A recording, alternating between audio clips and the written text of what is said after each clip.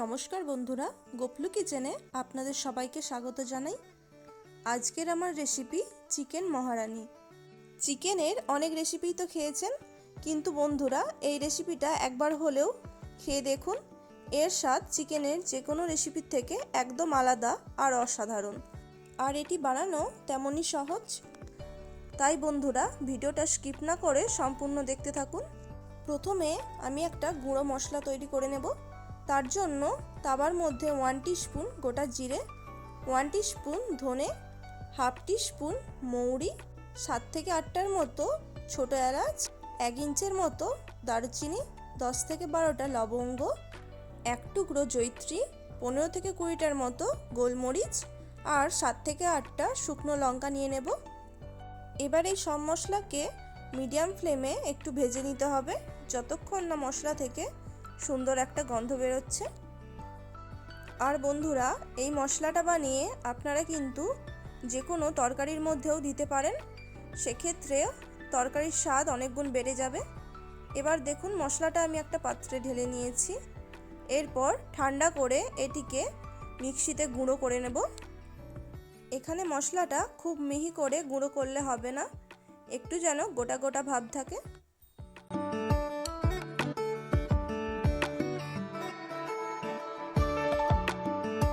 মশলাটা গুঁড়ো করা হয়ে গেছে। দেখুন বন্ধুরা, খুব বেশি কিন্তু মিহি করে গুঁড়ো করিনি, একটু দেখুন দানা দানা ভাবও আছে। এবার একটি মিক্সিং জারের মধ্যে 15 থেকে 20টার মতো কাজু নিয়ে নেব। ওর সাথে নিয়ে নেব 10 থেকে 12টার মতো ভেজানো কাঠবাদাম, আর নিয়ে নেব টক দই 100 গ্রাম। ওরই সাথে 4টে কাঁচা লঙ্কাও নিয়ে নিচ্ছি।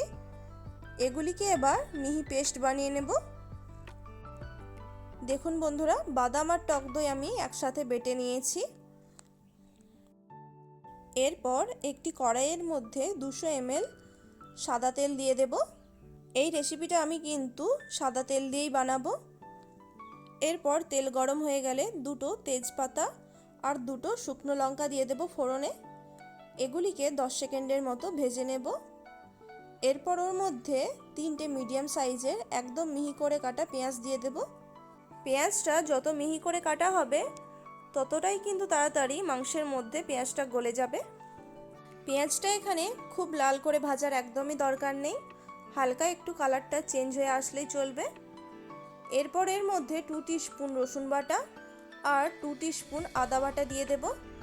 এগুলিকেও পেঁয়াজের সাথে ভালো করে ভেজে নিতে হবে, যতক্ষণ না আদা রসুনের কাঁচা গন্ধটা চলে যায়। আপনারা চাইলে কিন্তু পেঁয়াজ আদা রসুন একসাথে বেটেও কষিয়ে নিতে পারেন। আদা আর রসুনের কাঁচা গন্ধটা চলে গেলে এরপর ওর মধ্যে চিকেনটা দিয়ে দেব। আমি এখানে 1.5 কেজি উইথ বোন চিকেন নিয়েছি, আপনারা চাইলে বোনলেস চিকেনও নিতে পারেন। আর মাংসের পিসগুলো আমি এখানে একটু বড় বড় সাইজের নিয়েছি। এরপর মাংসটা দিয়ে আদা আর রসুনের সাথে একটু মিশিয়ে নিচ্ছি। এরপর এর মধ্যে পরিমাণ মতো লবণ দিয়ে দেব। আমি এখানে 2 টিস্পুন লবণ দিয়েছি। লবণটা দিয়ে এবার গ্যাসের ফ্লেমটা বাড়িয়ে নেব। এরপর মাংসটা 4 থেকে 5 মিনিটের জন্য রান্না করে নিতে হবে। হাই ফ্লেমে মাংসটা কিছুক্ষণ রান্না করার পর ওর মধ্যে এবার বাদাম আর দইয়ের যে পেস্ট বানিয়ে রেখেছিলাম সেটিকে দিয়ে দেব। এটিকেও ভালো করে সমস্ত কিছুর সাথে মিশিয়ে দিচ্ছি। আর দইটা দেওয়ার সময় অবশ্যই গ্যাসের ফ্লেমটা কমিয়ে রাখতে হবে, না হলে দইটা কেটে যেতে পারে। দই আর বাদামের পেস্টটা মিশিয়ে নিয়ে পুনরায় গ্যাসের ফ্লেমটা বাড়িয়ে মাংসটা রান্না করে নিতে হবে আরও 10 মিনিট। এরপর ঢাকা দিয়ে মাংসটা সেদ্ধ হতে দেব। ঢাকা খুলে নিয়ে একটু নাড়াচাড়া করে নিচ্ছি। যেহেতু এর মধ্যে কাজু দেওয়া আছে তাই তলায় একটু লেগে যেতে পারে। মাংসটা এখানে প্রায় 50%-এর মতো সেদ্ধ হয়ে আসলে এর মধ্যে এবার ভেজে রাখা মশলার গুঁড়োটা দিয়ে দিতে হবে। এই অবস্থাতে মশলাটা দিলে তবে মাংসের মধ্যে মশলার পুরো ফ্লেভারটা ঢুকবে। মশলাটা দিয়ে সমস্ত কিছুর সাথে ভালো করে মিশিয়ে নিচ্ছি। কিছুক্ষণ এভাবে মাংসটা রান্নার পর দেখতে পাবেন মাংস থেকে তেল ছাড়া শুরু করে দেবে।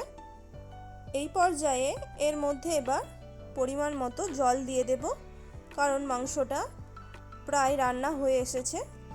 আমি এখানে 1 কাপের মতো গরম জল দিয়েছি।